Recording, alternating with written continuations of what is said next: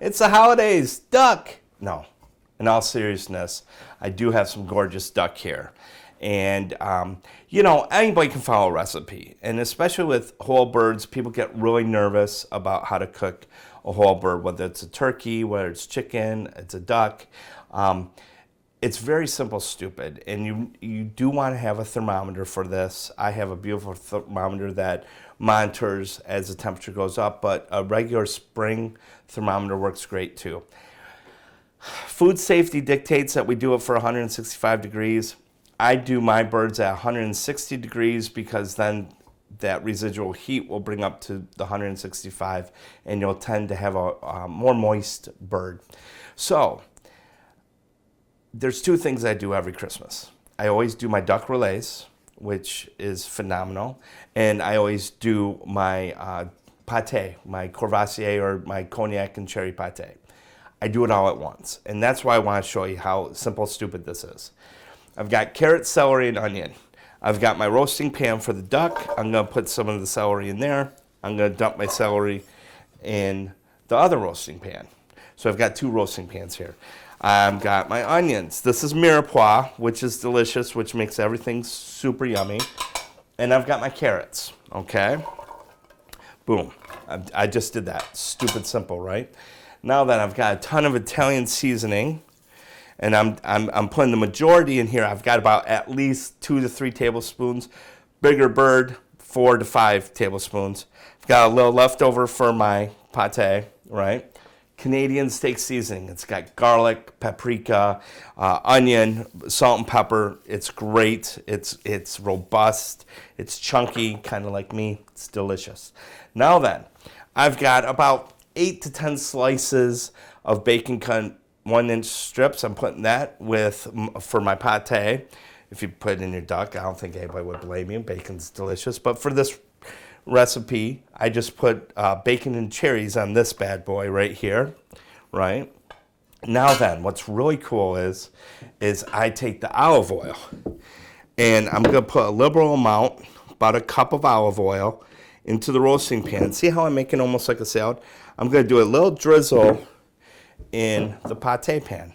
Now what's really cool is I've got this really cool like 1960s toothpick deal, because we're going to want to do a little thing with the duck wings so they don't get so crispy burnt. Now then, this is where I'm going to get my hands messy, which is great. I'm literally just stirring this with my hand, okay? Stirring this with my hand with the chicken livers. I've got about a pound. They've been drained, but they're always going to seem a little wet, so don't worry about that. That's okay. And I'm stirring that with the bacon, right? We're working on food safety here. Never clean your fowl in the sink or your livers in the sink.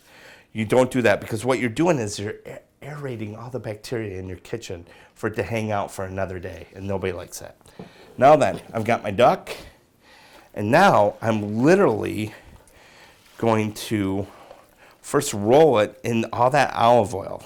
And I'm kind of massaging that bird.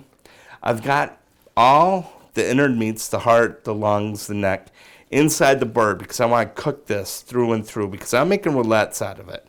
Now then, if you're just making the turkey or the chicken for a roast, you can take those out, boil them with some of this mixture, and now you've got some beautiful stock for the gravy. See what I'm doing? I'm just getting all in there. It's delicious. Boom, boom. Got a lot of oil on there. Now I take these toothpicks and I just kind of clip the wings a little bit through, and I kind of put them in there just so that they stick. You can use butcher's twine or whatever, but I picked this up years ago. It works really well, especially since I'm going to be breaking down all the meat and love like that. Now then, what's cool is just kind of make sure everything's pushed down. I always do this around my roasting pan. Now then, what I'll do is I'll wash my hands, I'll throw this in the oven, and we're going to, through the miracle of photography, show what we do with the cognac and the wine once it's ready. I've got my oven at 500 degrees to start, because it's going to brown the bird first, and that's what we want to do. Then we'll kick it down, add wine, and well, you'll see how delicious it is.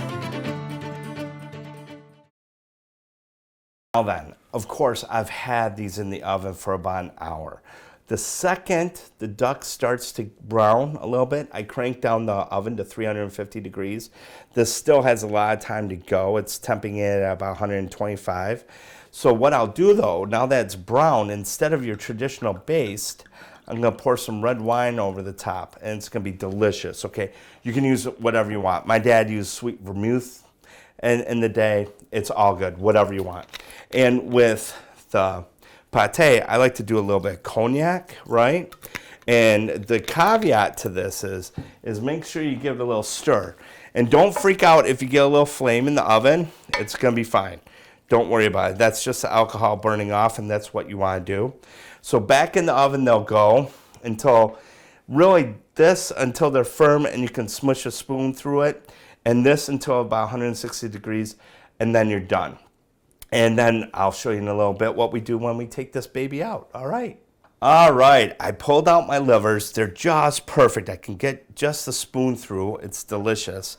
And then all we're gonna do is we're gonna put it right in the Cuisinart, and all the juices, all the carrots, all the celery, all the deliciousness, the bacon, all of this goes in here. Because remember, it's gonna be loose because, you just pureed it, and it's, yummy, delicious liver.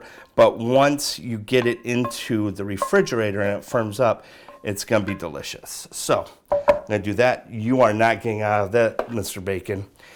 And what I'm gonna do, and some people like it ultra smooth. I like it ultra smooth. But some people like it a little bit chunky. That's why they call it chopped liver. And who doesn't love chopped liver?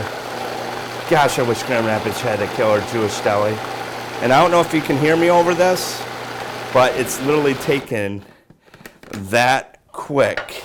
I'm gonna give it a stir one more time. I'm gonna push all the bits and pieces down.